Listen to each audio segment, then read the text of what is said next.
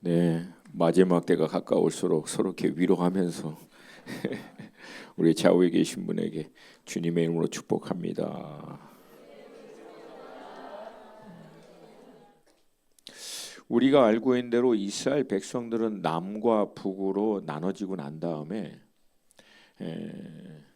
북왕국 이스라엘이 결국은 아시리아에 의해서 멸망을 당합니다. 근데 이 아시리아는 바벨론에 의해서 또 멸망을 당하고, 바벨론은 612년 아시리아를 멸망시키고 난 다음에 그 여세를 몰아서 605년에 남아있는 남왕국 유다를 1차로 칩니다. 그때 포로로 끌려갔던 사람이 우리가 잘 알고 있는 다니엘이에요. 2차 598년에 끌려간 사람은 에스겔 선지자였고, 그래서 에스겔과 다니엘은 동시대 인물입니다. 근데 이 다니엘이 그때 끌려갔을 때 나이가 16세 정도였거든요. 학자마다 견해는 좀 틀리지만 대략 16세에서 18세 청소년 나이로 봅니다. 그렇게 끌려갔다가 결국은 바벨론 왕에 의해서 간택을 받아서 나라의 이 총리 역할을 할 때 다니엘의 나이가 20세입니다. 그렇게 바벨론이라고 하는 왕국을 평생을 섬겼을 때 그의 나이가 대략 한 82세에서 83세 됐을 때 이 바벨론이 바사와 메데라고 하는 이 연합 제국에 의해서 결국은 멸망을 당합니다. 이게 539년이에요. 그때 다니엘의 나이가 말씀드린 대로 82세 3시 할애바지예요. 이제 뭐 내일 모레 돌아가셔도 이상하지 않을 만큼 된 노인이에요. 그러니까 이 얘기는 뭐냐면 다니엘 평생에 바벨론 밑에서 총리로 나라의 넘버 2, 넘버 3로 섬겼어요. 섬기는 가운데 다니엘이 했던 게 딱 두 가지입니다. 첫 번째, 그 자리 그 위치에서도 야훼 하나님을 섬기는 자기 신앙을 타협하지 않기 위해서 몇 번이고 죽을 고비를 넘기면서도 신앙을 끝까지 지켜냅니다. 그 두 번째, 바벨론에 잡혀있는 유다 포로들, 그들의 생명이 자기가 어떻게 하느냐에 달려 있거든요. 그래서 자기 민족 백성들의 생명을 지켜내기 위해서 자기는 그 자리에서 거의 사선을 넘나들듯이 목숨 걸면서 평생 바벨론 왕들을 섬긴 거예요. 근데 그렇게 섬겼던 어느 날 바벨론이 멸망해 버린 거예요. 그러니까 한 제국이 무너지고 새로운 제국이 일어나면은요, 그 제국 밑에 있었던 수많은 소수 민족은요 파리 목숨입니다. 새로운 제국이 볼 때 별로 필요 없다, 그리고 약간 뭐 본인들의 어떤 정책이나 이거에 방해가 된다, 그러면 여러분 왕 말 한마디에 그냥 다 죽여버립니다. 이건 인류 역사를 통해서 알 수 있는 보편적인 사실입니다. 여러분, 그러한 때 다니엘의 마음이 어떻겠습니까? 그 539년 첫 번째 이 바벨론 지역을 통치하던 새로운 왕이 다리오, 메데 제국의 다리오 왕이 됩니다. 그렇게 됐을 때 다니엘이 무엇을 했느냐, 제가 그냥 읽어드릴게요. 이거는 제가 엊그제 지금 우리나라 상황하고 너무 맞아서, 다니엘서 9장 1절부터 3절 말씀인데 제가 읽어드릴게요. 메대 족속, 아까 얘기했죠. 바사와 메대 연합군이 바벨론을 멸망했는데 첫 번째 왕은 메대 족속의 아하수에로가 통치합니다. 아하수에로의 아들 다리오 왕, 갈대아 나라 왕으로 세움, 여기서 얘기하는 갈대아는 바벨론을 얘기합니다. 세움을 받던 첫때 그 통치 원년에 나 다니엘이 책을 통해 여호와께서 말씀으로 선지자 예레미야에게 알려주신 그 연수를 깨달았나니, 그러니까 이 난리 한복판에 다니엘이 했던 것이 다른 게 아닙니다. 하나님의 말씀 앞으로 나간 거예요. 우왕좌왕하지 않고 어떻게 살아남을 것인가, 어떻게 정책을 정치적으로 이 위기를 벗어날 것인가, 이러지 않고요, 하나님 말씀 앞으로 나간 거예요. 그렇게 늘 말씀 앞에 나아갔던 그때 하나님께서 예레미야 선지자를 통해서 이미 기록된 그 말씀을 다니엘이 깨닫고, 왜? 연수를 깨달았니 고 예루살렘의 황폐함이 70년 만에 그치리라 하신 것이니라. 586년에 멸망해서 무너졌거든요. 근데 70년 후에는 하나님이 다시금 회복하리다라고 하는 예레미야의 약속의 말씀을 깨닫고 난 다음 그때 다니엘이 3절 내가 금식하며 베옷을 입고 죄를 덮어쓰고 주 하나님께 기도하며 간구하기를 결심하고 그 난리 한복판에 다니엘은요 하나님 약속 말씀 앞에 딱 나아가 그 말씀으로부터 확증을 받아서 딱 붙들고 그때부터 금식하고 기도하는 걸로 그냥 들어가 버렸어요.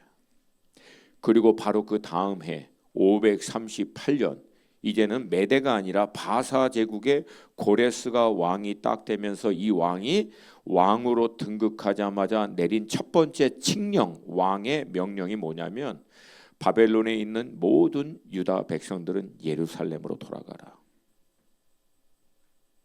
예레미야의 약속하신 말씀대로 하나님이 그 제국의 왕의 마음을 움직여서 이 일을 성취하신 거예요. 그렇게 하도록 했던 인물이 누구였다? 다니엘. 약속 말씀 붙들고 기도하는 가운데 하나님 당신의 약속의 말씀은 반드시 이루어질 것을 믿습니다. 지금 우리나라는 정치적으로나 사회적으로나 여러 혼란을 겪고 있어요. 2024년에는 전 세계 52%의 왕들이 나라 위정자들이 다 바뀌는 해입니다. 인류 역사 가운데 이런 때가 많지 않았어요. 나라의 왕들이 대통령들이 한 해에 전 세계적으로 50% 이상이 갈렸던 예가 없습니다. 별로. 근데 2024년엔 지금 그 일이 일어났거든요. 이 얘기는 여러분 2025년에 하나님이 판을 새로 만들겠다는 거예요. 새롭게. 할렐루야. 그리고 지금 우리나라 가운데 일어나는 일들은 여러분 정치적인 일도 있을 수 있고 여러 가지 일이 있지만 여러분 영의 사람들은 영적으로 봐야 돼요. 10월 27일 대한민국 교회가 정말 오래간만에 예수 그리스도의 이름으로 함께 모여 나라를 위해서 기도하는 이 시간들을 가졌습니다. 제가 믿기로는 그것에 대한 하나님의 응답이 지금 대한민국 안에서 현재 일어나고 있는 일이라고 저는 믿어요. 복음 통일을 이루기 위한 전초, 통일된 대한민국을 통한 선교 한국을 마지막 이루고자 하는 하나님의 인도하심, 이걸 여러분 위에서는요 이전에 있던 판을 갈아버려야 됩니다. 예레미야 선지자가 얘기했듯이 내가 너로 하여금 모든 나라에 있는 것들을 뽑아버리고 흔들어버리고 무너뜨리고 거기서 끝나면 안 되고 다시금 세우고 회복하게 하려 함이라. 그래서 지금은 여러분과 제가 해야 할 것은 이런저런 수많은 사람들의 우왕좌왕하는 얘기를 들을 때가 아니라 하나님의 말씀 앞으로 나아가야 될 때다. 그리고 하나님이 말씀을 통하여 우리 각자에게 주신 또 공동체에게 주신 그 메시지, 그 말씀을 딱 붙들고 기도해야 될 줄로 믿습니다. 하나님은 광야에서도 길을 내십니다. 사막에도 강을 내십니다. 세일을 행하십니다. 반드시 역사하십니다. 제가 함께 있는 우리 수원 하나는 지금 계시록 말씀을 묵상하고 있는데 이 말씀을 묵상하면은 우리가 알고 있는 대로 그 여자를 무너뜨리려고 하는 이 사단 마귀가 회방을 하다가 결국 깨지자 나중에는요 두 짐승을 일으킵니다. 그 두 짐승을 학자간 여러 의견을 얘기했지만 적그리스도와 거짓 선지자들을 얘기하겠죠. 그리고 그들이 큰 음녀인 바벨론 이걸 통해서 모든 10개 나라들의 왕관을 다스리는 것을 얘기하면 모든 나라들을 다스리고 그 주권을 통치한다라고 얘기합니다. 그리고 그들이 성경에 정확하게 그들이 어린 양과 더불어 싸우려니와 어린 양은 만주의 주시오 만왕의 왕이심으로 그들을 이기리로다. 또 그와 함께 있는 자들 곧 부르심을 받은 자와 택하심을 받은 거룩한 자들도 이기리로다. 할렐루야. 모든 열방이 하나님의 진리를 대적해서 거슬러 대항하지만 결국은 그리스도 예수 안에서 또 그리스도 예수의 편에 서 있는 교회와 성도들은 반드시 이긴다는 거예요. 할렐루야. 할렐루야. 우리는 이기려고 지금 싸우는 거예요. 이기는 싸움으로 들어가는 거예요. 그러므로 눈에 보이는 상황과 환경에 따라서 여러분 마음과 이런 것들이 혼란스럽게 우왕좌왕할 때가 아니라 이기게 하시는 주님이 뭐라고 말씀하시는가? 이기게 하시는 주님의 생명의 말씀이 오늘 이 시대를 살고 있는 우리들에게 뭐라고 얘기하고 있는가? 여기에 우리의 마음과 생각을 집중해야 될 줄로 믿습니다. 근데 안타깝게도 우리 성도님들이 이 말씀을 너무 자주 까먹어요. 놓쳐버린다는 거예요. 어떤 문제와 위기와 어려운 가운데서도 주님은 이런 상황에서 내게 무엇을 말씀하시기를 원하시는가? 주님은 이런 문제 앞에서 내가 어떻게 하기를 원하는가? 하나님의 진리의 말씀을 통해서 성경적 가치와 원리와 그 인도하심을 찾는 것으로 준비가 돼야 되는데 이게 안 돼 있기 때문에 늘 결정적인 순간에는요, 하나님의 진리의 말씀이 인도하는 삶이 아니라 각자의 소견에 오른 대로 해버려요. 그러면 여러분 인생이 사사기가 됩니다. 그 자녀도 사사기로 들어가 버려요. 여기 사사기 시대를 원하시는 분 손 들어보세요. 예. 또 이렇게 눈치 없이 또 드는 사람이 있을까봐 또 우리 또 주나이면 또 수준이 있어서 안 되시. 여러분 누가 사사기를 원합니까? 온 나라 백성들이 헤매고 있는 그때. 근데 그 사사기를 정리하고 하나님의 사인과 말씀이 임하는 세대로 들어가게 되는 결정적 계기가 사무엘입니다. 할렐루야. 할렐루야. 사무엘이 될 수 있었던 배경이 뭡니까? 엘리 제사장은 집에 들어가서 누워 자빠져 자고 있을 때도 제 표현을 용서해 주세요. 이게 안타까운 이 종들의 모습이죠. 근데 사무엘은 하나님의 언약궤 임재가 있는 그곳에 계속 머물러요. 그게 비결입니다. 여러분 비결을 원하십니까? 간단해요. 하나님 앞에 머무세요. 말씀을 통해서, 기도를 통해서, 개인적인 예배를 통해서 찬양 틀어놓고 머무세요. 그럼 머물러 있을 때 여러분 하나님의 말씀이 임합니다. 할렐루야. 때로는 하나님께서 우리가 너무 자주 하나님의 말씀을 잃고 우리 각자의 생각대로 행하다 보니까 이스라엘 백성도 그랬거든요. 그러니까 하나님이 이스라엘 백성들에게 일종의 영적인 장치들을 해줍니다. 왜? 하나님 말씀 잊지 말라고. 제발 하나님을 매 순간마다 기억하고 그 말씀에 따라 순종할 수 있도록 하기 위해서 하나님이 그들에게 이런 영적인 장치를 주는데 특별히 그 가운데 우리에게 너무나 친숙한 것이 뭐냐면 쉐마 이스라엘이에요. 쉐마 이스라엘.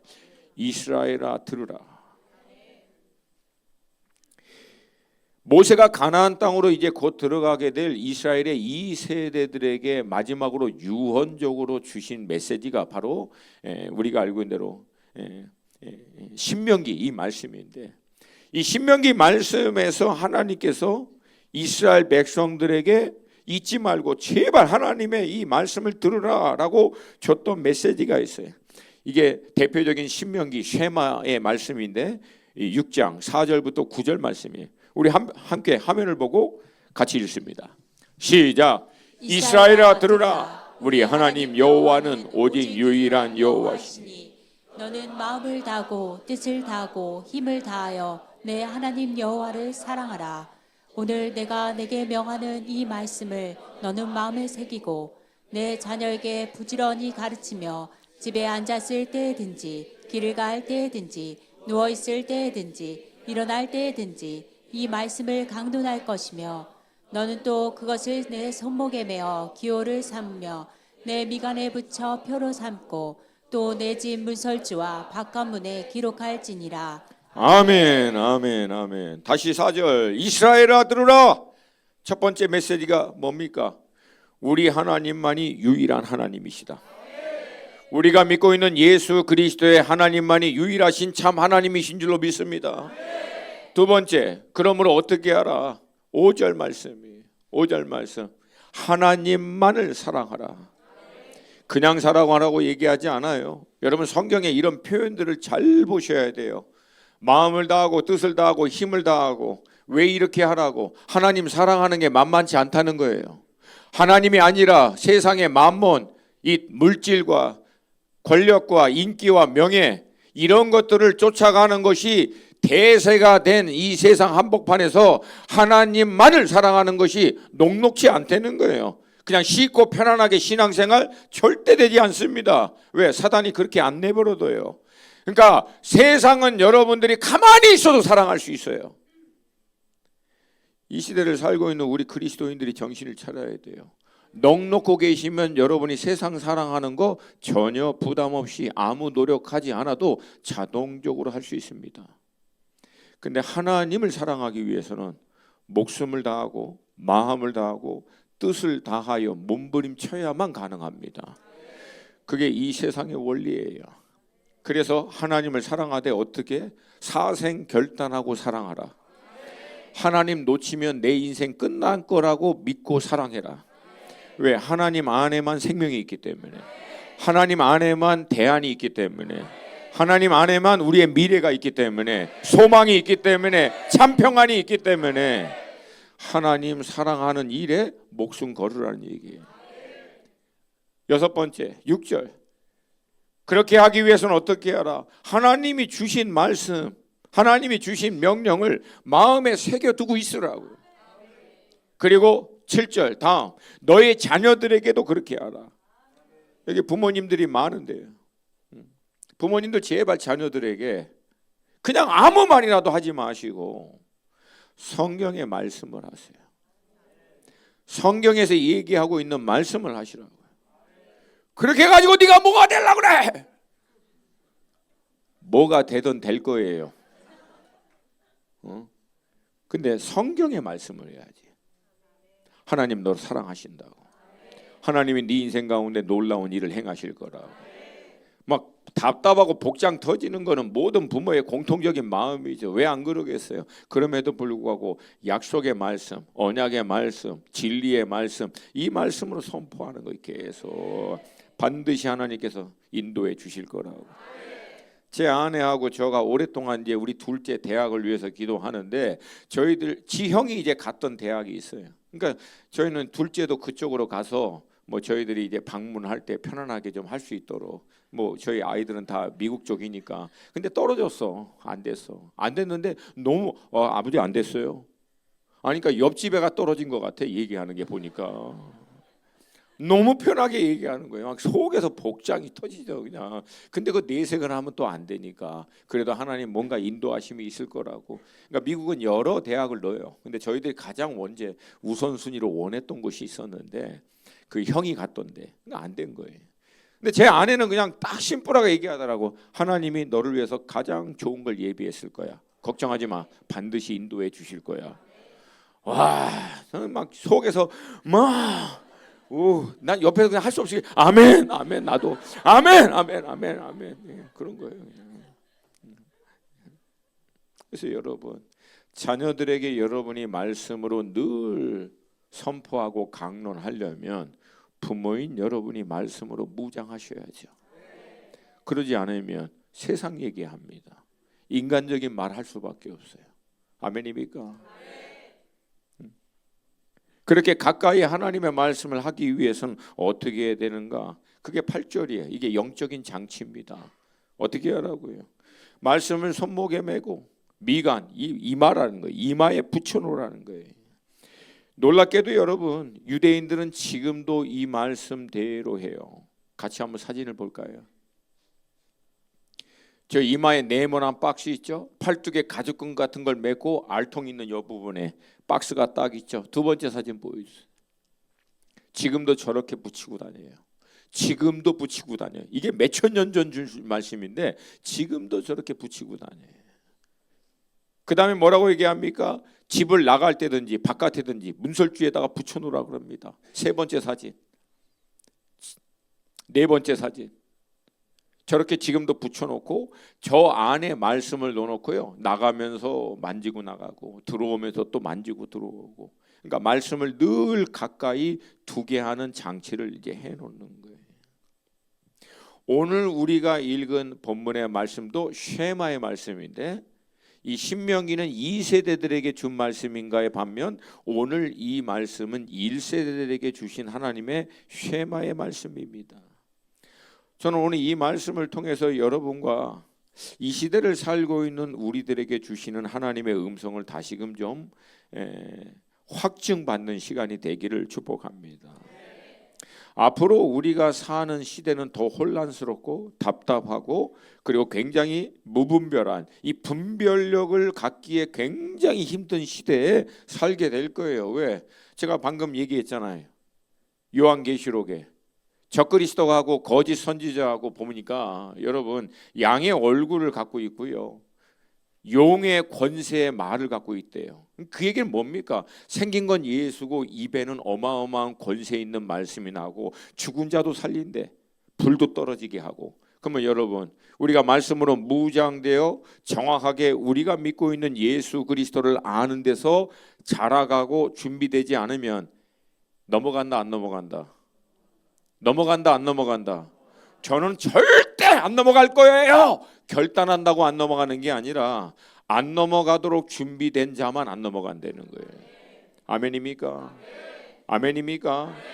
그리고 마땅히 해야 할 바를 모르는 세상 한바구니 틈에서 우왕좌왕하는 말에 의해서 같이 우왕좌왕할 것이 아니라 우리의 여전히 유일한 대안은 예수 그리스도시다.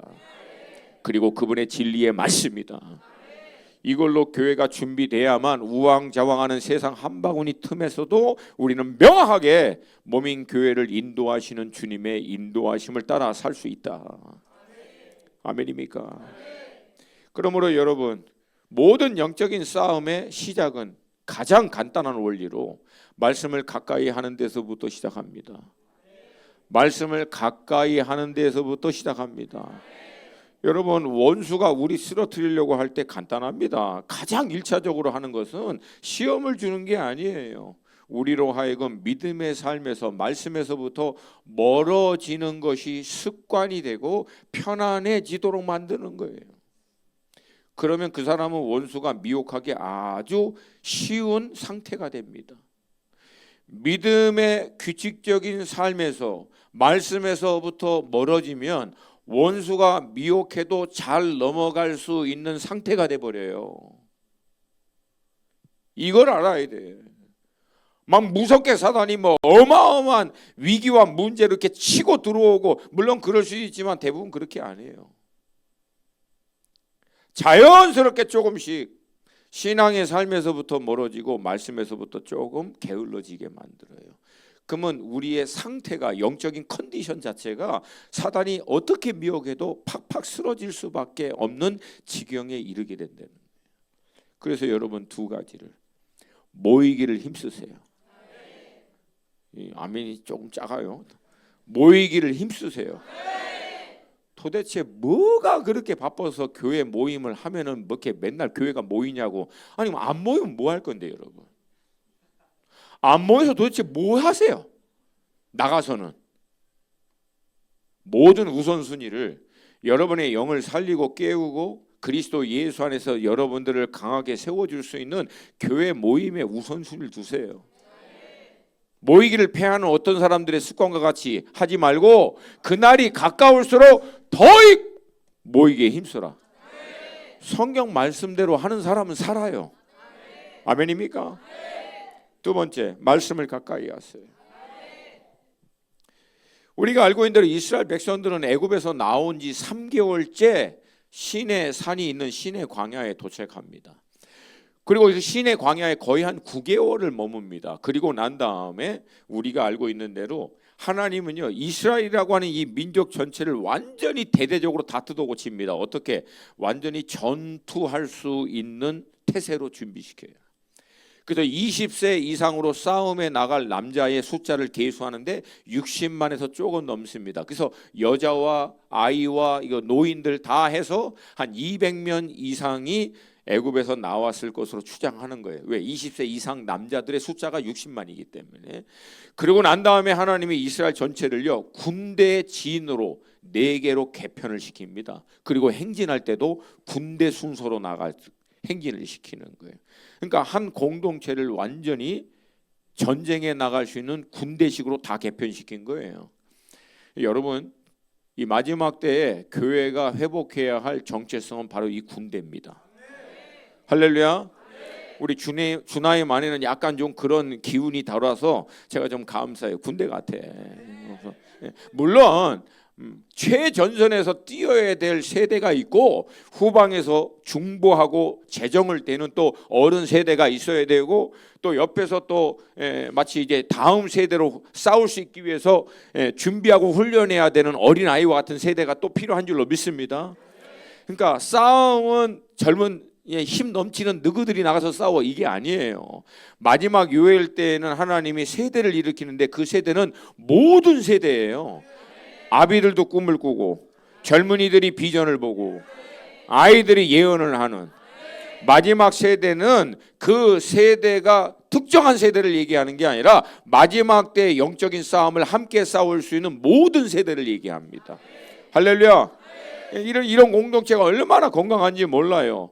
여러분, 특별히 우리 형님 누님들, 여러분이 너무 중요해요. 너무 중요합니다. 남은 생에 여러분들이 몸인 교회를 위해서, 하나님의 나라를 위해서, 이 세상을 위해서 가장 가치 있게 여러분의 삶의 시간을 투자할 수 있는 방법이 뭐냐면 기도입니다. 제발 기도해요. 대한민국의 위기는 기도의 불이 꺼진 거야 지금. 제가 미국에서 돌아와 보니까 미국에서도 오히려 기도를 하고 있는데 한국이 기도를 안 하고 있더라고. 우리가 다시 한번 회복해야 될 것은 기도입니다. 다른 게 아니에요. 우리 어른들 얼마나 많이 기도했어요. 얼마나 많이. 아침에도 기도하고 저녁에도 기도하고 밤에도 기도하고 그냥 무식하게 기도했잖아요. 무식하게. 그때는 뭔 성공 공부가 그렇게 많았겠습니까? 무슨 훈련이 많았겠어요. 근데 그 기도로 모든 나라의 위기와 문제를 다 뚫어냈잖아요. 할렐루야. 우리 주나임 어른들은 제 위에 계신 분들은 여러분 기도하시는 세대 되시길 축복합니다. 할렐루야. 기도만 늘 하다 보면 뭐 이렇게 재정적으로 쓸 데가 없어. 그거는 이제 흘러서 다음 세대를 먹이고 살리는 대로. 할렐루야. 뭐 이렇게 단풍놀이 가고 뭐 해외 가고 뭐 가봐야 새로운 것이 없어요. 허리나 땡기고 아프지. 여러분 그거 뭐 이렇게 새로운 게 뭐가 좋다고 그 다니십니까? 저는 사실은 워낙에 다니는 걸 싫어하는 사람인데 주님이 할 수 없이 다니게 하니까 다니지. 그러니까 여러분 두 가지를 하세요. 주께서 이미 허락하신 것을 계속 다음 세대를 살리고 먹이는 일에 열방을 위해서 그리고 여러분의 남은 시간은 기도에 투자하세요. 할렐루야. 어떻게? 꿈꾸면서 이 나라 회복되는 것을 꿈꾸면서 기도하시고 이 나라의 새로운 세대가 일어나는 것을 꿈꾸면서 기도하고 이 나라 통일을 꿈꾸면서 기도. 그게 아비들은 꿈을 꾸리라는 거예요. 할렐루야. 할렐루야. 그 기도가 하나님 앞에 차면 반드시 응답됩니다. 젊은이들은 비전을 하나님께로부터 오는 계시를 얘기합니다. 비전의 반대는 야망이야. 내가 어떻게 잘 나가고 잘 먹을까 맨날 그 생각하는 거예요. 여러분 어차피 우리는 고난 받습니다. 먹고 사는 문제가 영원히 해결되지 않아요. 지구 땅에 사는 동안은. 근데 그리스도와 함께 고난을 받기로 택하는 자들에게는 영원한 하나님의 나라의 상급과 유익이 있는 줄로 믿습니다. 그 비전을 꾸는 거예요. 청년 때 젊은 날에 주님 내 남은 인생 어떻게 살아야 합니까? 무엇을 위해서 살아야 합니까? 주님 말씀하여 주시옵소서. 할렐루야. 그렇게 이스라엘 백성들이 군대로 완전히 개편을 하고 행진할 때 그들이 행진하고 멈추는 것에 대한 모든 사인은 그들 행진하는 가운데 있는 하나님의 성막, 하나님의 임재죠. 거기에 임하는 구름을 사인으로 행진하고 멈추고를 결정합니다. 그리고 행진할 때도 이스라엘 200만 명이 행진할 때 딱 하나 봅니다. 3일길 앞에 가고 있는 하나님의 언약궤. 언약궤는 임재를 상징하죠. 그 언약궤가 가는 방향을 향해서 언약궤가 가는 것을 향해서 어떻게 나갈지도 다 결정합니다. 그래서 여러분 성막에 임한 구름도 언약궤도 하나님의 임재를 얘기합니다. 그러니까 이스라엘 백성들이 갈 것인가 멈출 것인가 어느 방향으로 갈 것인가 어떻게 나갈 것인가 이 모든 것에 분별하는 유일한 기준은 하나님의 임재를 따라가는 거예요. 할렐루야. 할렐루야. 그리고 그 하나님의 임재인 성령님은 우리를 이제 성령 삼아 우리 안에 계시고, 우리 또한 우리 주 예수 그리스도를 쫓아 우리가 나갈 것인지 멈출 것인지 어느 방향으로 갈 것인지 어떻게 갈 것인지 인도해 주시는 분이 성령 하나님이신 줄로 믿습니다. 많은 성도님들이 얘기해요. 목사님, 지금은 해야 될지 멈춰야 될지 어느 방향으로 가야 될지 어떻게 해야 될지 구체적으로 어떻게 해야 될지 모르겠어요. 모르는 이유가 있어요. 여러분, 그것을 분별할 수 있는 유일한 길은 무엇이다? 그 분별을 가능케 해주는 성령님 안에 머물러 있으라고. 제발 머물러 계시라고요. 분별이 될 때까지, 명확하게 임할 때까지. 세상에 여러 많은 업데이트되어 있는 소식과 자료들, 세상이 어떻게 될 것인가, 여러분 그런 거 듣는 것보다 더 중요한 게 있습니다. 왜? 결국은 누구의 뜻대로 이 세상이 결론이 날 것이다. 누구의 뜻대로? 그러면 여러분 그분의 인도하심을 받는 것이 가장 빠르다는 거예요. 할렐루야. 그러니까 그게 명확해질 때까지 머물러야 돼요. 주님의 뜻을 분별할 수 있는 방법이 있는 게 아니고 은사가 있는 게 아니라 주님의 뜻을 분별할 수 있는 영적인 컨디션, 상태를 만드는 방법이 중요한데, 그것은 주님 안에 머물러 있어야 되는 거예요. 특별히 그 주님 앞에 머물러 그 인도하심을 분별할 수 있는 가장 안정적이고 확실하고 구체적이고 그리고 가장 기본이 되는 방법이 뭐냐면 말씀을 통해서 주님 안에 머물러 있으라는 거예요. 할렐루야. 할렐루야. 그래서 기록된 이 말씀을 통해서 오늘도 우리에게 말씀하시는 주님과 교통, 인격적인 교제를 하다 보면은 나중에는 나의 영적인 컨디션이 이젠 구체적인 삶의 영역 안에서도 주님의 음성과 인도하심을 분별할 수 있는 영적인 센스가 생겨요. 이게 개발이 되는 거예요. 그래서 일상의 삶에서도 가야 할지 멈춰야 할지 어느 방향으로 가야 될지 어떻게 가야 될지 구체적으로 주께서 무엇을 원하시는지를 분별할 수 있는 상태에 이르게 될 때 우리가 늘 흔히 얘기하는 주님과 동행하는 삶이 가능합니다. 주님과 동행하고 싶어 하는데 주님 늘 우리와 동행하여 주시옵소서. 그러면 따라가야 될 거예요. 따라가려면 인도하심을 분별해야지. 그 음성을 들어야죠. 아멘입니까? 그것이 우리가 주님 안에 머물러야 한다는 거예요. 그런 여러분 되시기를 주님의 이름으로 축복합니다. 앞서 말씀드린 대로 이스라엘 백성들이 시내 광야에 9개월을 머물고 나라 전체를 이제 군대식으로 개편해서 결국은 이제 다시 출발하기 시작합니다. 근데 이 백성들이 또 시작하자마자 또 원망하고 불평하고 또 그러는 거예요. 그러니까 모세도 너무 힘든 거야. 이 200만 가량 되는 사람들이 툭하면 불평하고 원망하다 보니까 모세가 너무 지치는 거예요. 그래서 하나님께 한 번은 그냥 하소연하는, 아니 하나님 내가 얘네 낳습니까? 너무 힘들다고. 그러니까 하나님께서 이스라엘 백성들 가운데 70명의 장로를 세우라고 얘기합니다. 그리고 모세 너에게 부어준 동일한 성령을 그 70 장로에게 부어줘서 너와 함께 이스라엘 백성들을 섬기도록 할 것이다. 그렇게 해서 하나님이 70 장로 가운데 성령을 부어주셔서 모세로 함께 이스라엘 백성들을 섬기도록 해주십니다.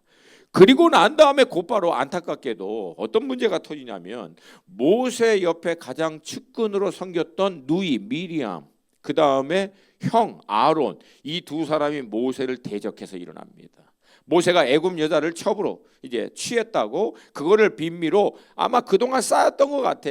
툭하면 모세가 막 얘기하는 대로 막 하는 거니까, 아니 모든 회중 가운데 다 하나님이 계시는데 왜 너만 그렇게 하냐, 유별나게 이런 식으로 대든 거예요. 근데 모세 입장에서는 이게 참 힘든 문제예요. 왜?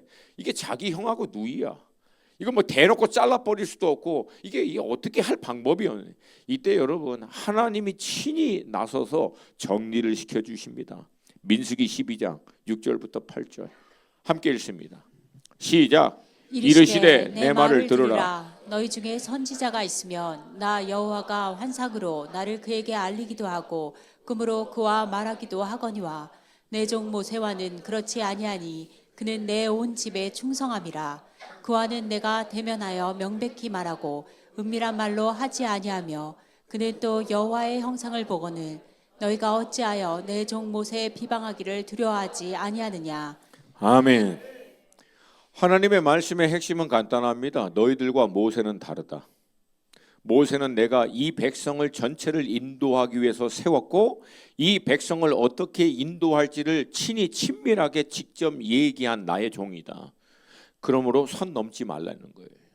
그러니까 제가 이 말씀을 여러분에게 드리는 이유는 앞으로 주나인 공동체가 이 지역과 나라와 또 열방을 향해서 하나님이 원하시는 그 수준에까지 확장하고 또 영향력을 미칠 수 있게 되기를 축복합니다. 그렇게 되기 위해서는 여러분 우리가 알고 있는 대로 담임 목사님 혼자로는 안 돼요. 담임 목사님 함께 섬길 수 있는 오늘 본문의 장로와 같이 교회 리더십들이 일어나고 동일한 성령으로 그들이 함께 준비돼야 될 줄로 믿습니다.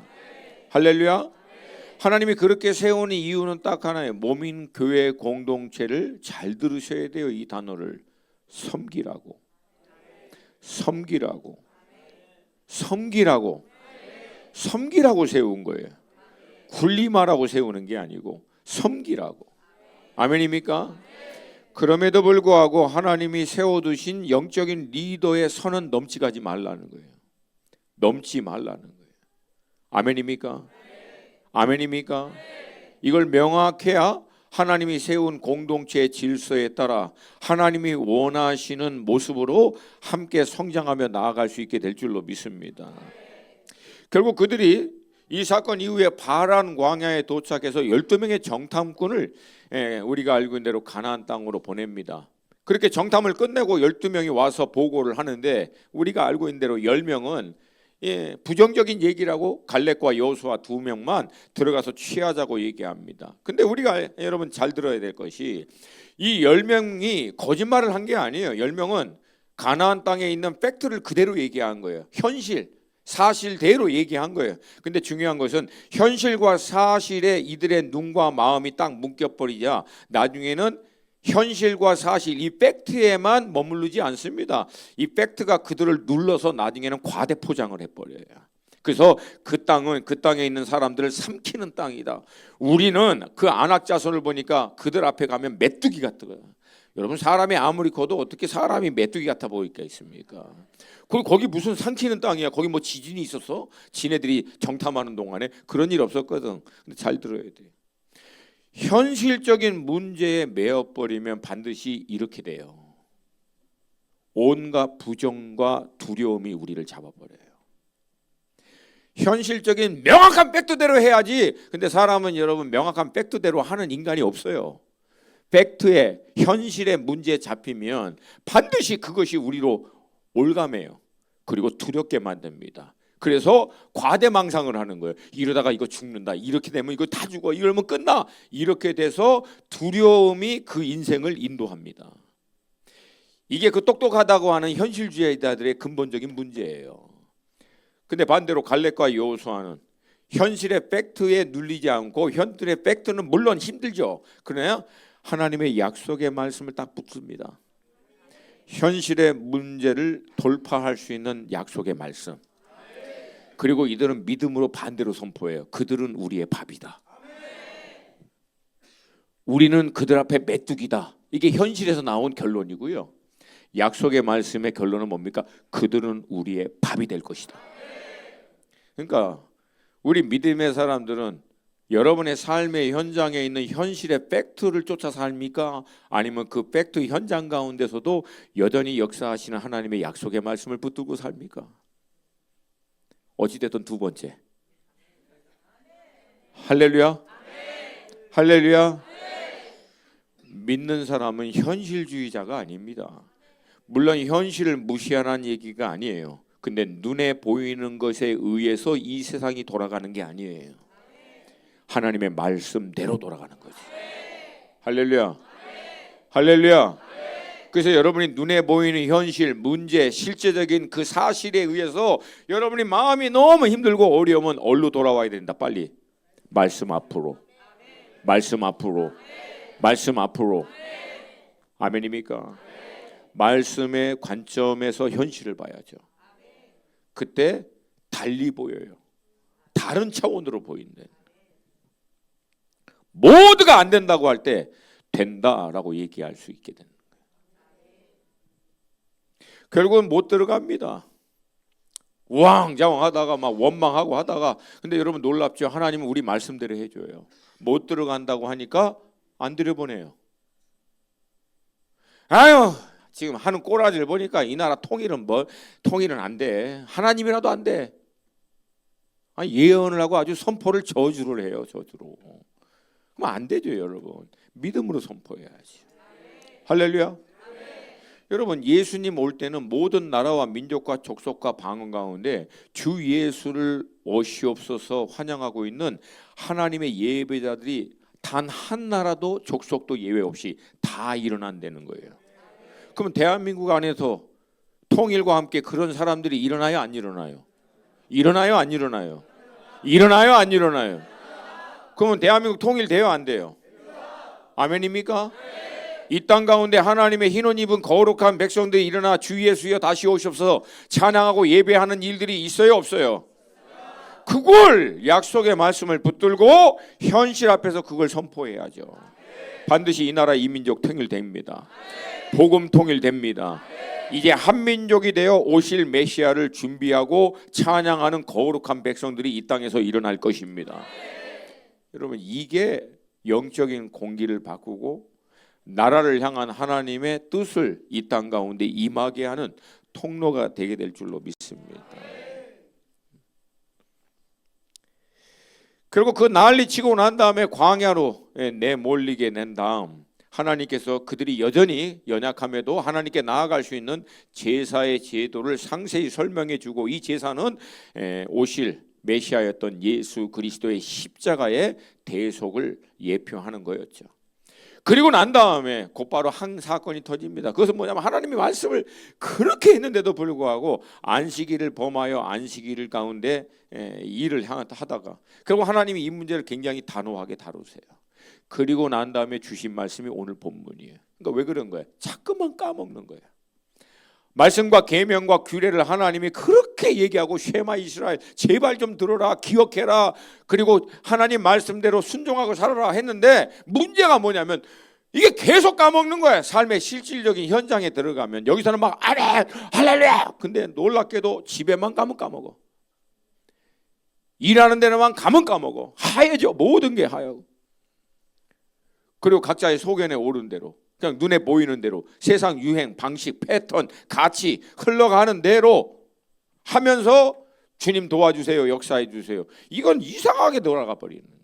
그래서 주님이 장치를 한 거예요. 어떤 장치? 말씀을 늘 가까이 하고 기억할 수 있도록. 그게 오늘 본문 37절 38절이에요. 한 번만 더 읽습니다. 시작. 여호와께서 모세에게 말씀하여 이르시되 이스라엘 자손에게 명령하여 대대로 그들의 옷단 귀에 술을 만들고 청색끈을 그 귀에 술에 더하라. 아멘. 이 말씀대로 이스라엘 백성들은 정말 그렇게 합니다. 같이 한번 좀 사진을 볼까요? 보이시죠? 청색끈, 하얀 끈 같이 꼰 거를, 다른 사진 한번 또 보여주세요. 저렇게 끝에 줄을 이렇게 매달아 놓습니다. 근데 중요한 것은 이렇게 하는 것도 물론 중요해요. 하나님이 명령하셨으니까. 근데 더 중요한 것은 그렇게 하는 이유와 목적을 기억하는 것이 더 중요하다는 거예요. 왜 이렇게 하라고? 말씀을 잊지 않고 준행할 수 있도록 하기 위해서. 그게 39절 40절 말씀이에요. 시작. 이 수는 너희가 보고 여호와의 모든 계명을 기억하여 준행하고 너희를 방종하게 하는 자신의 마음과 눈의 욕심을 따라 음행하지 않게 하기 위함이라. 그리하여 너희가 내 모든 계명을 기억하고 행하면 너희 하나님 앞에 거룩하리라. 39절 잘 들으세요. 기억하고 준행하지 않으면 반대로 어떻게 된다? 방종하게 하는 마음의 눈의 욕심을 따라 음행하기. 둘 중에 하나라는 거예요. 하나님의 말씀을 기억하고 그 말씀을 준행하는 삶으로 들어가면 하나님의 뜻을 쫓는 삶이 되지만, 그것을 기억하지 않고 준행하지 않으면 반대는 어디로 간다는 거예요? 방종하는, 자신의 마음에 눈의 욕심을 따라 행하는 삶으로 자동적으로 간다. 사랑하는 우리 주나님 식구 여러분, 잘 들으세요. 하나님의 말씀을 일상의 삶에서 내가 기억하고 준행하는 삶으로 들어가지 않으면 여러분 아무 노력 안 해도 마음과 눈의 욕심에 따라 음행과 방종하는 삶으로 그냥 자동적으로 갑니다. 아주 편하게 가요. 노력하지 않아도 그렇게 가요. 우리가 그렇게 안 사는 이유는 기억하고 있기 때문에 그래요. 하나님이 누구신지, 그분의 말씀이 무엇을 원하시는지. 할렐루야. 기억하면 하나님의 의와 인도하심으로 들어가지만 잃어버리는 순간 우리는 마음과 눈의 욕심에 따라 방종하고 음행하는 삶으로 그냥 자동적으로 갈 수밖에 없다. 그래서 오늘 본문이 우리에게 주고자 하는 것은 뭡니까? 이스라엘 백성들이 하도 까먹으니까 그것을 기억할 수 있도록 술을 만들고 청색 끈을 매달아서 그걸 어디다? 옷에다 달아놓는 거예요. 그러니까 매일 입을 때마다 이게 보여요, 안 보여요? 보이죠. 그리고 하루 종일 입고 다닐 때마다 이게 눈에 보여요, 안 들려요? 때로는 이렇게 하면 막 걸려. 아, 이렇게 걸려, 이씨. 이럴 정도로 늘 붙어 있는 거예요, 붙어 있는. 그러면 이렇게 볼 때마다 뭘 기억하는 거예요? 아, 말씀. 기억하니까 이걸 놓치지 않는 거라는 거예요. 아멘입니까? 그런데 이런 영적인 장치라고 하는 것이요, 굉장히 실제적이고 효율적이면서도 한 가지 문제가 있어요. 무슨 문제냐면 날마다 이렇게 매일 가까이 반복해서 하다 보면 그렇게 행하는 원래의 목적을 잃어버려요. 잊어버린다는 거예요. 그리고 그렇게 하도록 하나님이 명령하신 것만큼 하나님이 이게 굉장히 중요하고 절박해서 그렇게 하라는 거거든. 왜? 말씀을 기억하지 못하고 준행하지 않으니까 꼭 말씀을 범해서 결국은 하나님의 심판을 받게끔 되는 절박성 때문에 제발 잊지 마라, 너희들 제발 내 말씀 해서 하나님이 이렇게 하라고 시켰거든요. 근데 이게 계속 반복되다 보면은요, 사람이 원래의 목적과 의미를 잃어버리고 그 절박성의 감각마저도 무뎌지기 시작합니다. 그리고 나중에는 어떻게 돼버리냐면 그냥 그 술과 줄 다는 것 자체만 중요하게끔 여겨요. 이것을 종교화라고 얘기합니다. 그 술과 청색끈을 달게 하신 원래의 목적은 잊어버리고 술 만들었어? 끈 달았어? 그걸 했느냐 안 했느냐가 신앙과 경건의 기준이 돼버리는 것, 이걸 종교화라고 얘기합니다. 원래 그렇게 하는 이유는 뭡니까? 말씀을 기억하고 준행하라고. 그러니까 말씀을 기억하고 준행하면 술하고 끈 달 필요가 있다 없다? 있다 없다? 이게 기억하지 못하고 준행하지 않으니까 다르라고 했는데 원래 이 목적은 다 잃어버리고 이들이 신앙생활 제대로 하고 있어 안 하고 있어는 술 달았어? 끈 달았어? 경건한 삶인지 아닌지는 술 달았어? 끈 매달았어? 그러면 너는 경건한 거야. 이런 식으로 돼버리는데 이게 기가 막히게도요, 예수님이 왔을 2000년 당시에 바리새인 서기관들 똑같이 합니다. 모든 율법과 규례에 따라 장로의 전통을 만들어 놓고 나가거나 들어올 때 물 뿌리고 먼지 털어내고 손발 씻고 그릇 바깥 닦고 3번씩 기도하는 자리 지켜내고, 이것이 왜 그렇게 해야 되느냐? 그걸 통해서 결국은 뭘? 주 여호와 하나님을 사랑하고 이웃을 나와 같이 사랑하는 이 모든 율법과 강령의 두 가지의 핵심. 아멘입니까? 하나님을 목숨을 다하여 뜻을 다하여 힘을 다하여 사랑하기 위해서 말씀과 강령과 전통을 준 건데 그 의미와 목적은 다 잃어버리고 하루 3번 했어. 기도 먼지 털어냈어. 손 닦았어. 먹기 전에 그릇 닦았어. 이게 신앙생활을 잘하고 있는지 아닌지에 대한 기준, 경건한 삶을 살았는지 안 살았는지의 기준이 돼버리는 거예요. 그것들이 궁극적으로 가르치려고 하는 하나님을 목숨을 걸고 사랑하고 이웃을 사랑하고 섬기는 말씀과 모든 강령의 핵심은 놓쳐버린 상태로. 그랬더니 어떤 일이랍니까? 그 모든 말씀이 궁극적으로 가리키는 메시아가 자기들 앞에 왔는데도 메시아를 못 알아봅니다. 자기들 맞박에 붙이고 손목에 붙이고 있는 말씀의 본체가 앞에 왔는데 그 예수의 얼굴에 있는 하나님의 영광이 나타나고 있는데도 불구하고 알아봐요, 못 알아봐요? 못 알아봐요. 이게 얼마나 어처구니 없고 무섭습니까? 그러면 현대를 살고 있는 우리들에게도 이런 종교화의 위험이 있다 없다? 있다 없다? 여러분 잘 들으셔야 돼요. 여러분 우리 날마다 말씀 읽어요. 기도하는 자리 지킵니다. 신실한 그리스도인이라면 일주일 두세 번씩 와서 예배 드려요. 근데 그렇게 하는 이유, 목적, 그것은 주님을 더 알아가기 위해서, 주님을 아는 데서 자라가기 위해서, 알아서 자라서 뭐 하는 거? 주님 섬기기 위해서, 영혼 살리기 위해서, 하나님의 나라를 섬기기 위해서. 근데 그거는 온데간데였고, 기도했어 안 했어? 말씀 묵상했어 안 했어? 오늘 예배 표시 이거 하는 거, 이게 신앙생활을 잘하고 있는 기준이 돼버리고 내가 경건한 사람인지 아닌지에 대한 기준이 돼버려요. 물론 이렇게 하는 거 필요해요, 안 필요해요? 필요해요. 그렇게 해야 합니다. 근데 그거 하는 것 자체가 중요한 게 아니라 그것을 통해서 주님을 아는 게 중요하고, 주님을 섬기는 게 중요하고, 주님의 뜻을 쫓는 게 중요한 거죠.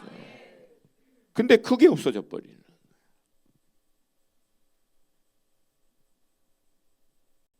여기에는 여러분 근본적인 한 가지의 차이가 있어요. 잘 들으세요. 종교는 모든 외적 행위의 의미를 둬요. 외적인 행동의 의미를 둡니다. 그러니까 이마에 말씀 붙이고 손목에 말씀 붙이고 문지방에 말씀 붙여놓고 할례 받는 거, 이거 자체가 모든 기준이 됩니다. 그게 종교입니다. 근데 신앙은 그걸 했느냐 안 했느냐 자체보다도 그걸 통해서 우리가 믿고 있는 하나님을 인격적으로 영적으로 만나고 그 하나님을 알아가고 그 하나님을 더 사모하고 그 하나님을 섬겨가고 있느냐, 그 갈망이 내 안에서 일어나고 있느냐.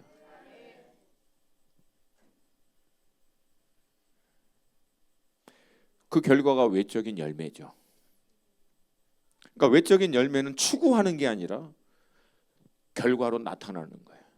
왜? 주님 더 알아가고 갈망하고 사모하고 섬기다 보니까 외적으로는 변화가, 열매가 나타나는 거예요.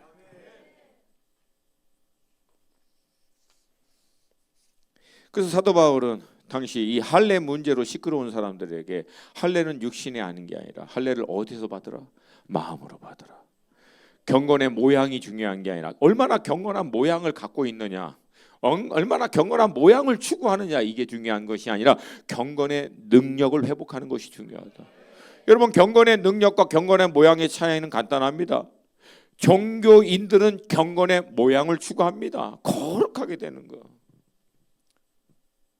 그래서 여러분 이 기독교가 종교화될 때요, 외적인 게 그렇게 화려해지는 거예요. 왜? 경건의 능력은 하나님의 임재가 나타나는 거거든요. 근데 경건의 모양에는 하나님의 임재가 없어. 그러니까 하나님의 임재를 인위적으로 만들기 위해서 교회도 그렇게 휘황찬란하게 만들고 악기도 뭐 그냥 이거는 여러분 신성모독이에요. 그 사람들이 볼 때는 어떻게 이런 걸, 파이프 한 20개 정도 되는 그런 걸 딱 해놓고 막 그냥 높이도 있게 울리게 만들어서 막 그냥 누가 보더라도 그 하면 그냥 임재를 느끼게끔 해야지. 왜 그래? 임재가 없으니까 인위적으로 만드는 거예요. 더 화려해지고.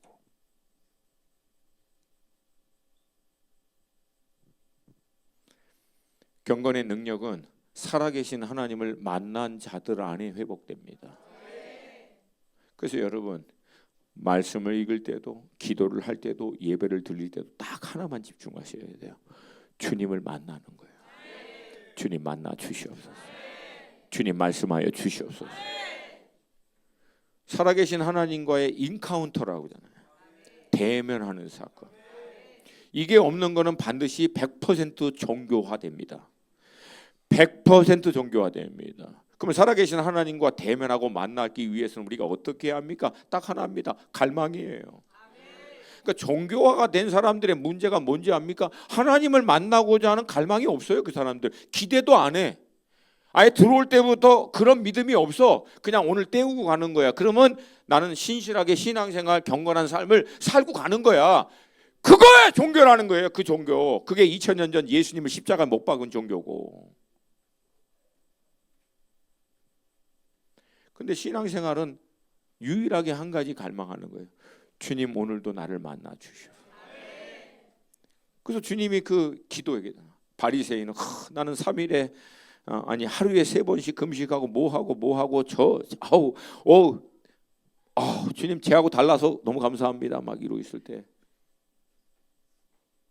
그 죄인은 어떻습니까? 나를 긍휼히 여겨달라고, 주님 나를 불쌍히 여겨달라고, 나도 좀 받아달라고. 할렐루야.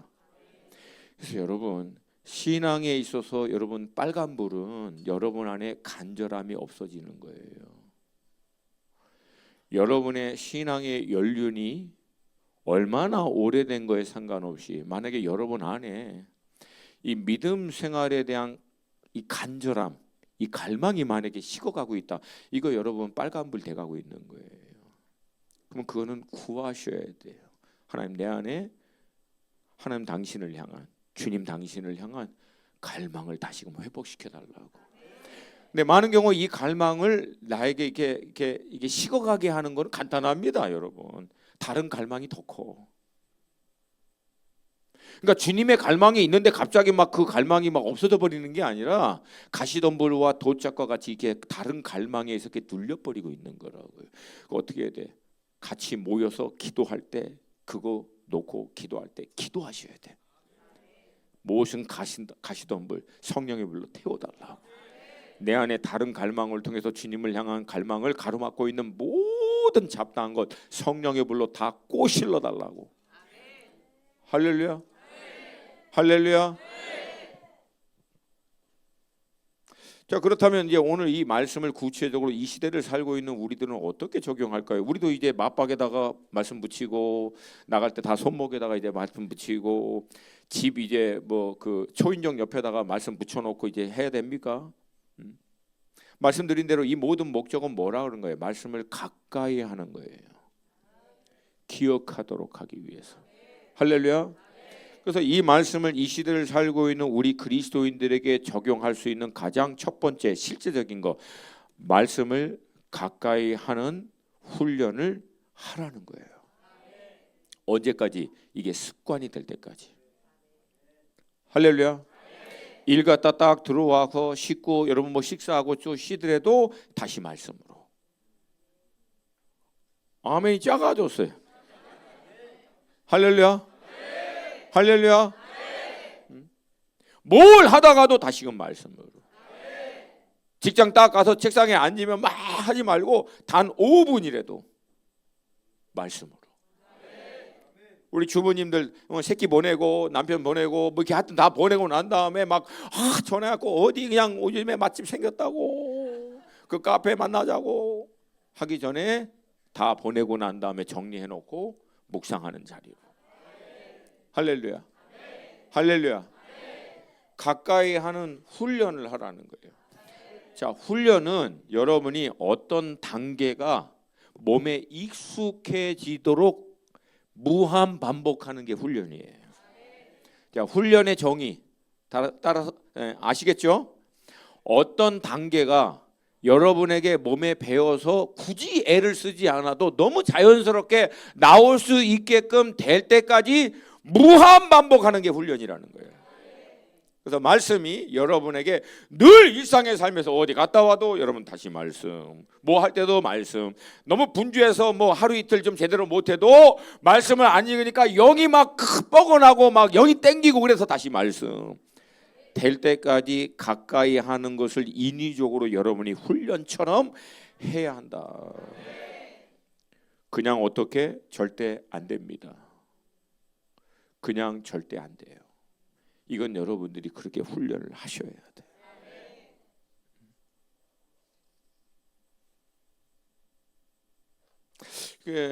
제가 이제 운동을 했잖아요. 운동을 이제 해서 이렇게 운동하는 게 몸에 저는 이제 어느 정도 배어 있거든요. 이게 배어 있으면은 사역이 막 분주할 때는 못 합니다. 뭐 이렇게 다니고 하다 보면 너무 피곤하고 하니까. 근데도 조금만 시간 나면은요, 몸이 말해요. 몸이 저에게 생각하는 게 아니라 몸이 말한다고. 몸이 운동하라고. 그래서 무의식적으로 옷을 갈아입고 운동을 합니다. 그러니까 몸이 워낙에 요구하니까. 왜? 그렇게 익숙해져 있기 때문에. 따라오십니까? 따라오세요. 그러니까 여러분의 영이 그렇게 돼야 돼요. 여러분의 심령이 그렇게 돼야 된다고. 분주해서 안 되다가도 그냥 영이, 야! 말씀 좀 봐. 내가 죽을 것 같아. 영이 내 안에서 막 메아리 치는 거야. 심령이 막 갈망해서, 야! 말씀에 내가 거의 아사 직전이야. 빨리. 이렇게 될 때까지. 아멘입니까? 이거는 그냥 되지 않고 그렇게 도달하도록 힘들고 어렵지만 무한 반복을 통해서 이르게 되는 거예요. 근데 여러분 재밌는 거는 그렇게 한번 딱 길들여지잖아요. 익숙해지잖아. 그러면 그게 평생을 갑니다. 제 이 습관이 20대 초반에 만들었던 습관이에요.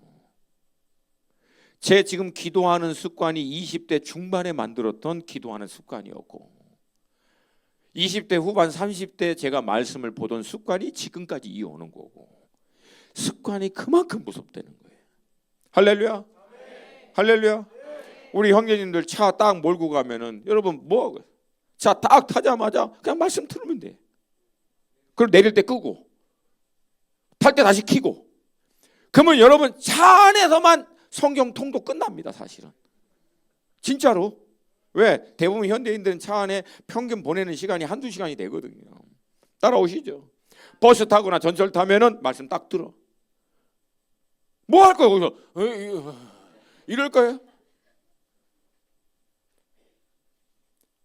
혹시 불면증 있으신 분 손 들어보세요. 불면증 있으신 분. 일부러 안 듣는 것 같아요.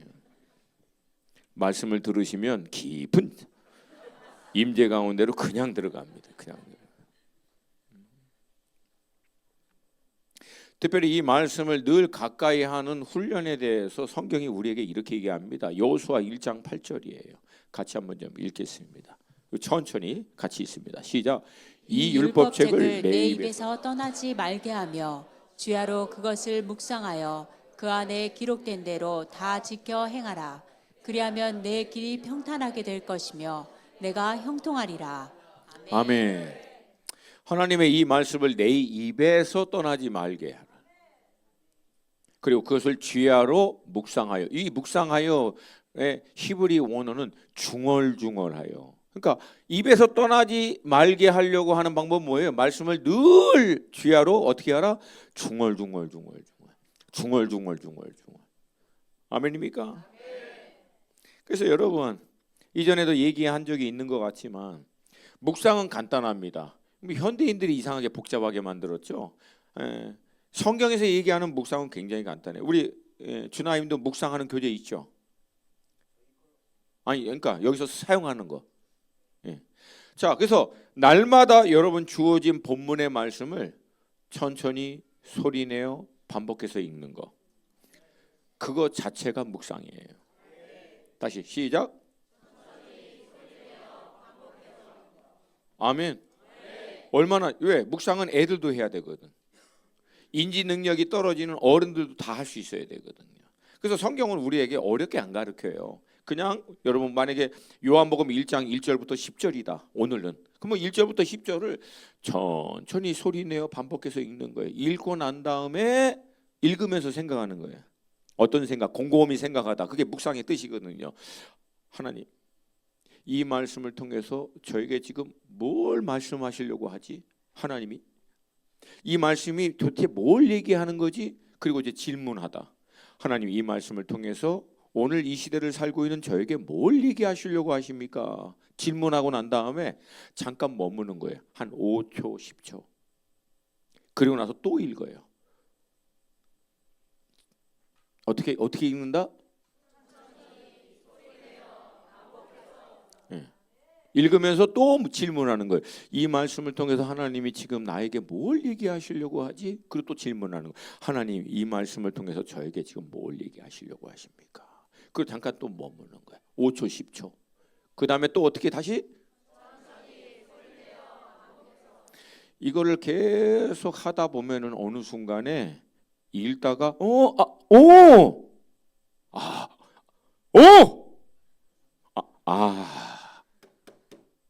이게 하나님이 여러분에게 말씀하시는 순간이에요.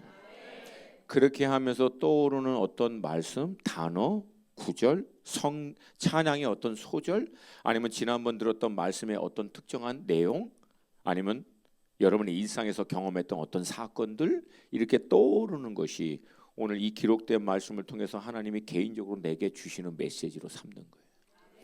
할렐루야.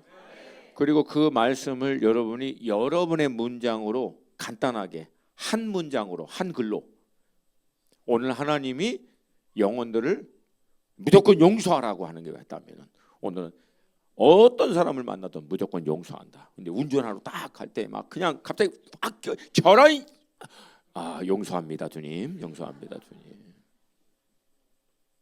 이렇게 하루 종일 중얼중얼 거리는 거예요. 하루 종일 그걸 달고 사는 거예요. 그러면 여러분, 말씀이 주도하는 삶으로 가려고 애를 쓰는 게 아니고 그렇게 하면 그냥 끌려가요. 양심에 화인 맞은 자 아니면, 정말 거듭난 엠만한 그리스도인이면 이 말씀을 그렇게 계속 중얼거리고 살면은요, 그 말씀이 주도하는 삶으로 내 삶이 따라가게 된다고요. 근데 만약에 그걸 안 하면, 말씀이 주도하는 삶으로 내가 따라가지 않으면 반대입니다. 이 세상으로부터 오는 말씀이 주도하는 삶으로 끌려갑니다. 중간은 있다 없다? 중간은 있다 없다?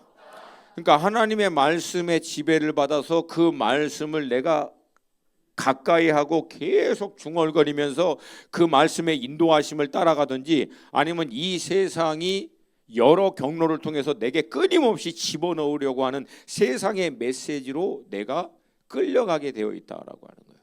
중간은 없어요, 여러분. 하나님의 말씀에도 안 끌려가고 세상으로부터 안 끌려가고 그냥 저는 그냥 대충 삽니다. 절대 그렇게 사는 사람이 없어요. 그렇게 될 수가 없어요. 우린 둘 중에 하나입니다. 아담과 하와가 하나님의 말씀을 따라갔던, 아니면 뱀을 통하여 원수가 얘기했던 그 말씀을 따라가던, 둘 중에 하나뿐이 없다는 거예요. 중간은 없어요. 중간. 때로는 우리가 하나님의 말씀을 중얼거리고 그 말씀의 인도하심에 따라 살려고 하는데도 우리 안에 갈등이 생겨요. 왜? 너무 힘들거든요. 그런데 많은 경우에 이 갈등 때문에 괴로워하는 우리 성도님들이 있지만, 사랑하는 여러분, 갈등은요 사실은 좋은 사인이에요. 왜? 옛날에는 세상의 메시지만 오면 그냥 무채고 그냥 무조건 끌려갔던 우리가, 이제는 하나님의 말씀이 내 입에서 내 마음과 생각에 가까이 있음으로 말미암아 갈등하기 시작하고 그것에 대해서 거부하기 시작하는. 할렐루야. 아멘입니까? 그래서 여러분, 원리는 간단합니다. 하나님의 말씀을 가까이 하면 세상 메시지가 내로부터 멀어집니다. 근데 하나님의 말씀이 내로부터 멀어지면 세상 메시지가 나에게 가깝습니다. 그러므로 여러분, 말씀을 가까이 하는 훈련을 하시기를 축복합니다. 물론 이제 이 과정에서도 우리 안에 드는 이제 질문이 있어요. 왜 이렇게 말씀을 가까이 하고 묵상하고 이렇게 하는데 이게 왜 이렇게 불편한지 모르겠어요. 막 목사님이 강단에서 얘기할 때는 막 아멘 아멘 하고 그냥 정말 나도 이렇게 하나님 말씀대로 이 성경적인 가치와 원리대로 살으려고 하는데, 마음은 먹은데 이게 실제적으로 그렇게 살려고 하다 보면 너무 힘든 거예요. 너무 부대끼는 거예요. 몸이 익숙하지 않은 거예요. 불편한 거예요. 그건 간단합니다. 내 삶이 아직도 세상의 메시지에 더 익숙해져 있기 때문에 그래요.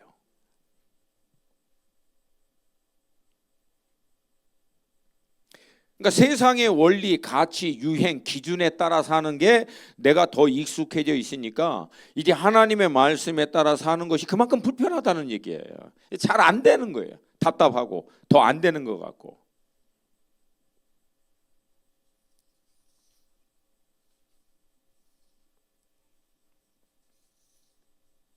그래서 여러분 많은 경우에 우리 성도님들이 그렇게 하다 보면 막 힘들어 하다가 나중에 그냥 아유 그냥 막 이렇게 전라도 말로 치아라 막 그냥 아우 너무 힘든 거야.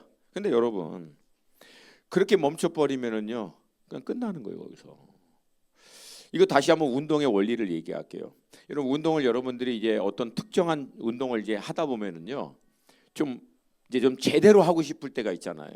제대로 좀 배우고 탁구도 좀 하다가 보니까 우리 동네에서는 제일 잘하는데 뭔가 좀 이렇게 이제 프로들하고도 할 수 있을 만큼 제대로 하고 싶다. 테니스도 그렇고 골프도 그렇고 수영도 그렇고 뭐 다 있잖아요. 여러분 제가 수영 웬만큼 해요 진짜. 뭐 빠지면 별로 안 죽어요 웬만하면. 근데 제가 그렇게 알고 있는데 우리 그 체육과 우리 선배가 그러더라고. 야 어부 빨리 나와. 저보고 어부라 그러더라고. 어부. 그걸 수영장 물을 무슨 짠물 만들 일이 있냐 빨리 나와라. 막 그러는 거예요. 나도 웬만큼 하는데 물을 가르고 가는데 근데 그분들이 볼 때는 영 아닌 거야. 그러니까 운동도 여러분이 정식으로 딱 배우려고 하면은 이게 처음부터 자세부터 다 바꿔야 됩니다. 웬만큼 하는 줄 알고 착각하고 있는데 그러니까 제가 태권도 이제 그 사범이었잖아요. 제가 제일 가르치기 쉬운 애들이 뭐냐면 이전에 한 번도 태권도를 아예 안 해본 애들. 그냥 처음부터 겸손한 마음으로 배우려고 하는 열정이 불타오르지만 아무것도 모르는 그런 애들은 정말 쉬워요. 근데 나름대로 발차기 한다고 착각하고 있는 애들. 그래서 막 이런 애들 있잖아. 가르치기 제일 힘들어요. 왜? 그놈의 개발을 뜯어 고치는데 시간이 더 많이 걸려요. 더 많이 걸려. 그러니까 세상의 가치, 방법, 방식 그 기준에 따라 사는 것이 너무 익숙해져 있는 우리가 이제는 성경적 기준과 가치를 온전히 쫓아 살려고 하다 보면은 이거 하나부터 다 뜯어 고쳐야 되니까 힘들다고요. 편하지 않아요. 불편한 거 맞습니다. 갈등되는 거 맞고 더딘 거 맞아요. 왜? 이전에는 여러분 수영 잘하는 것 같은데 발 젓는 거에서부터 손 다 바꾸려면요 오히려 그 전보다 속도가 더 줄여. 더 불편하고 어려워요. 근데 만약에 멈추면은 그 수준에서 절대 벗어나지 못한다는 거예요. 불편하고 어렵지만 그 과정을 통해서 결국은 온전한 자세, 방법이 내 안에 새롭게 익숙해져 있으면 이전에 내 방식으로 했던 거하고는 비교할 수 없는 레벨로 들어갑니다. 할렐루야. 이게 성경적 원리라는 거예요. 성경적 원리와 가치와 기준 그것을 쫓아 사는 것도 처음에는 힘들고 삶이 더 힘든 것 같아. 더 안 풀린 것 같아. 더 싸워 사랑하려고 그랬더니 돌아와가지고 막 그냥 해보려고 했더니 와이프하고 더 싸우게 되고 새끼들은 더 미워지고 막 그냥 더 힘들어지는 거예요. 더 힘들어지는 거예요. 딜레마에 빠지는 거예요. 제대로 하는 게 맞아. 근데 왜 이렇게 힘들어? 힘든 게 당연하는 거예요. 왜? 이전과 다른 방식과 기준과 가치를 쫓아 살다 보니까. 그리고 삶의 변화와 열매도 더디죠. 남들은 막 빨리빨리 변화되고 성장하는 것 같은데 나만 안 되는 것 같아. 근데 여러분 걱정하지 마세요. 그 사람들도 그렇게 생각해. 한국말에 아주 굉장히 영적으로 중요한 말이 있어요. 남의 떡이 커 보인다. 주나임 다른 사람들은 막 와가지고 막 은혜 받고 성장하는 것 같은데 나는 왜 이렇게 안 되지? 근데 그 사람들도 그렇게 생각한다고. 자유하세요. 할렐루야. 할렐루야. 근데 여러분 잘 들으세요.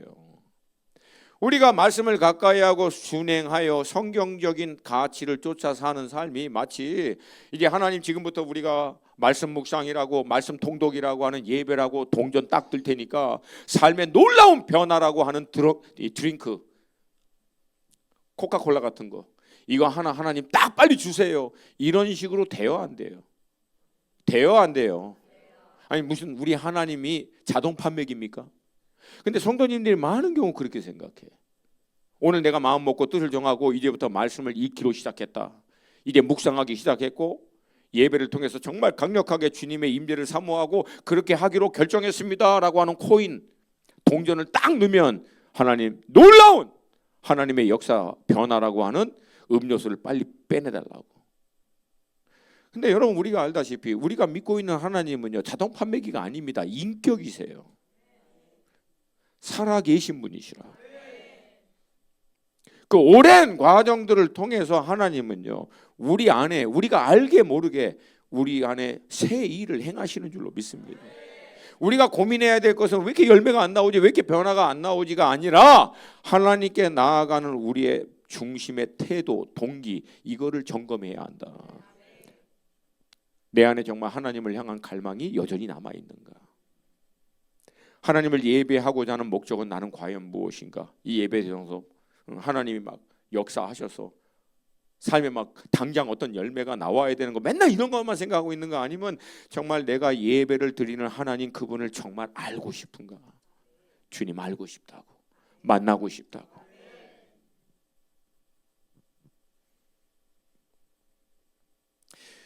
놀라운 것은 여러분, 우리 안에 그런 많은 수많은 갈등, 어려움, 또 그렇게 하다가도 넘어져요, 안 넘어져요? 쓰러져요, 안 쓰러져요? 대답을 이렇게 안 하네. 뭐 다들 안 넘어졌나 봐. 넘어져요, 안 넘어져요? 쓰러져요, 안 쓰러져요? 그만두고 싶은 생각이 있어요, 없어요? 왜 없어요? 이렇게 센데 오면 또 그런 생각이 수도 없이 들기도 하지. 주나임이 아니라 전하임으로 그냥 갈까 다시? 너무 힘들고 막 그래. 근데 여러분, 놀라운 것은 여러분이 멈추지만 않으면, 그걸 다 믿음으로 이겨내면은 어느 순간부터 여러분 안에 새로운 내적인 힘이 생겨요. 그걸 이제 고급 용어로 영성이라고 합니다.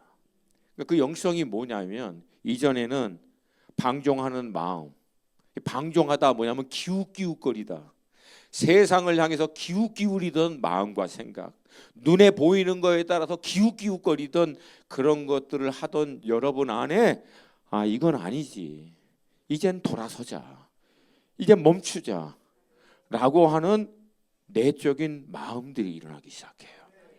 이전에는 속절없이 그냥 무너지다가 어느 순간부터, 아니 근데 이건 아니지, 주님 도와주시옵소서, 주님 역사해 주시옵소서, 이런 게 내 안에 생기는 거예요. 속수무책 끌려가던 내가 이젠 그거를 향해서 no, 멈춰, 내 영혼아 깨어날지어다, 주님 도와주시옵소서, 정말 정직하게 살게 하여 주시옵소서, 주님의 인도하심이 있는 삶을 살기를 원합니다. 이런 갈망들이 내 안에 일어나기 시작합니다. 할렐루야.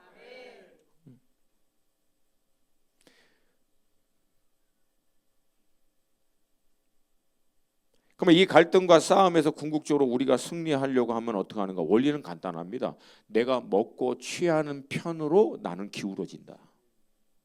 세상의 메시지를 먹고 세상의 메시지 쪽으로 향하면 나는 그쪽으로 가는 거예요. 근데 하나님의 메시지, 말씀을 먹고 하나님의 말씀을 쫓아가면 나는 하나님 편으로 가는 거예요. 원리는, 성경적인 원리는 하나도 안 어렵습니다. 지금은 내가 하나님의 말씀을 먹고 그 말씀의 원리, 가치, 인도하심을 쫓아가는 게 불편해. 왜? 아직은 세상의 원리, 가치, 기준에 따라 사는 것이 더 익숙해져 있기 때문에. 근데 끊임없이 말씀을 가까이 하고 끊임없이 말씀을 더 먹고 끊임없이 말씀의 인도하심을 따라가려고 넘어졌다가도 일어나고 실패했다가도 일어나고 하여튼 버텨내면 어느 날 그게 이제 더 익숙해지는 경지에 이르게 된다.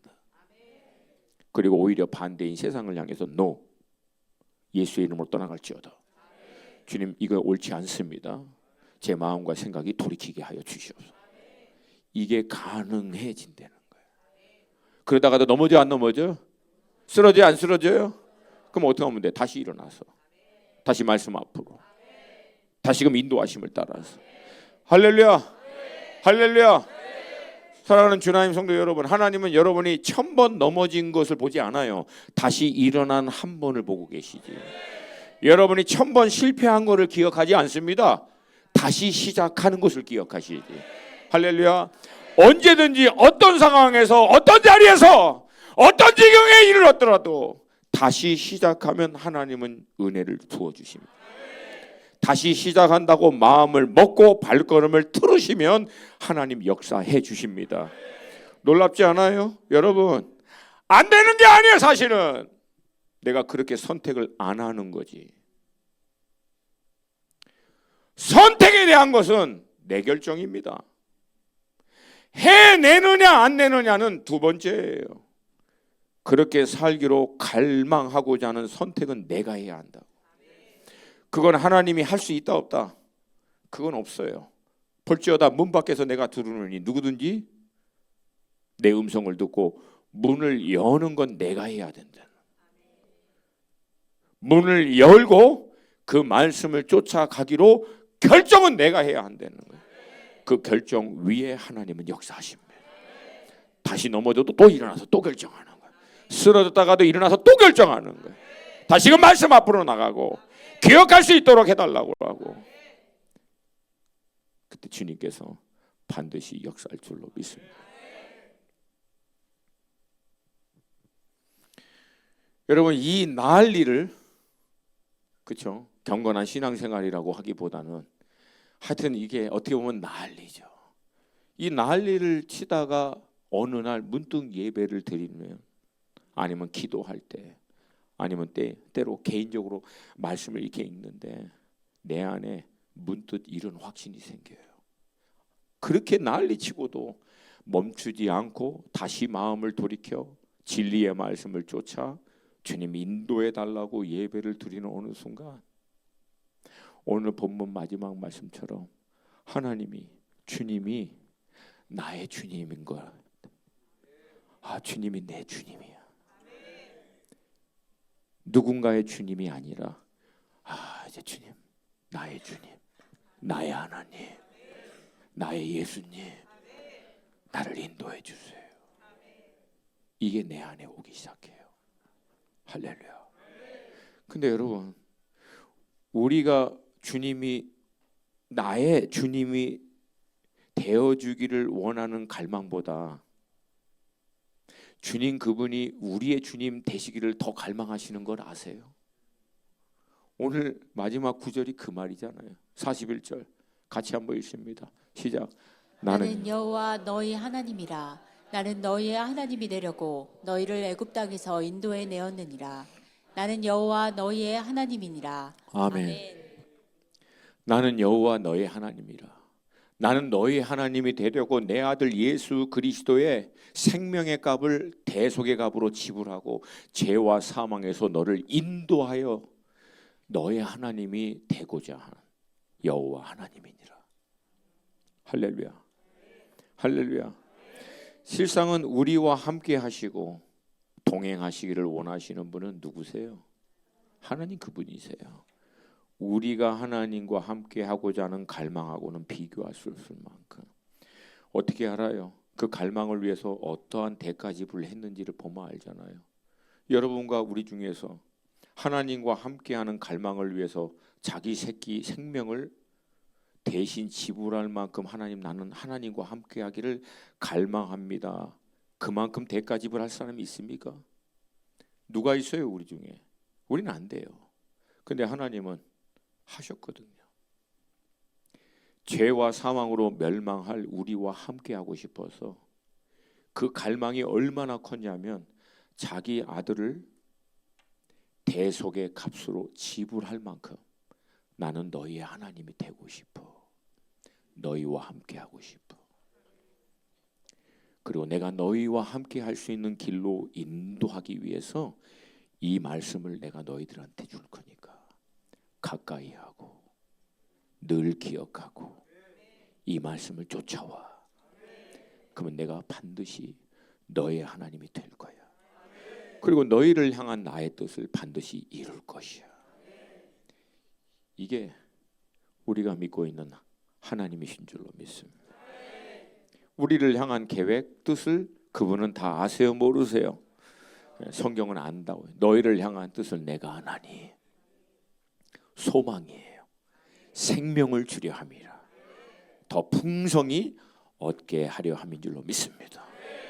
마지막 때 여러분, 수많은 세상의 말, 온갖 미혹과 정신없는 소문과 난리의 얘기들이 있어요. 그것을 우리가 분별할 수 있는 유일한 것은 이 말씀입니다. 그리고 이 말씀은 궁극적으로 우리를 그리스도 예수께로 인도하여 주실 줄로 믿습니다. 2025년 하나님이 나의 하나님이 되고 이 말씀을 통해서 그 하나님의 실제적으로 내 삶을 위하여 인도하심이 있는 하나님의 임재를 경험하는 여러분이 되시기를 주님의 이름으로 축복합니다. 다 함께 좀 자리에 일어나서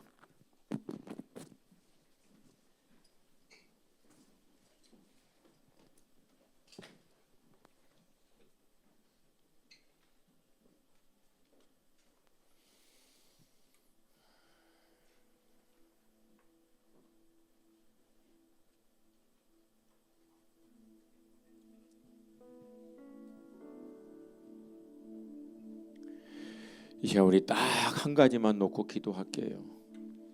하나님이 나의 하나님이 되시기를 원하시는 분은 크게 아멘. 그러면 나의 하나님으로 나를 인도하시는 주님의 이 생명의 말씀을 늘 가까이 하고 이 말씀을 쫓아 살 것을 믿음으로 결정하시는 분은 크게 아멘 하세요. 그거예요. 그겁니다. 기도도 그냥 무분별하게 우왕좌왕하게 기도하지 마시고 정확하게 하나님의 약속의 말씀 붙들고 하나님의 언약의 말씀에 따라 믿음으로 취하시고 주 예수를 믿으라 그리하면 너와 내 가족이 구원을 얻으리라고 하셨사오니 반드시 돌아오게 될 줄로 믿습니다. 병든 자를 위하여 기도한즉 나을 것이라고 말씀하셨사오니 역사하여 줄 줄로 믿습니다. 먼저 그의 나라와 의를 구하면 이 모든 것을 더하여 주신다고 말씀하셨기에 먼저 그의 나라와 의를 구합니다. 먼저 그의 나라와 의를 구하라는 것은 무조건 선교하라는 얘기가 아니에요. 하나님의 뜻을 쫓아 살기로 결정하라는 거예요. 우리 인생을 향한, 가정을 향한, 우리 교회를 향한 하나님의 목적과 뜻을 쫓는 것을 삶의 우선순위로 놓고 결정할 때 모든 것을 더하시는 하나님을 경험하는 삶으로 들어가게 될 줄로 믿습니다. 주님 그 삶으로 우리를 강권하여 주시옵시고 인도하여 주시옵소서. 내 안에 새 갈망을 부어 주시옵소서. 하나님 당신을 향한 갈망을 부어 주시옵소서. 하나님 당신께로 인도하는 말씀을 향한 갈망을 부어 주시옵소서. 주님의 이름 한번 부르고 기도합니다.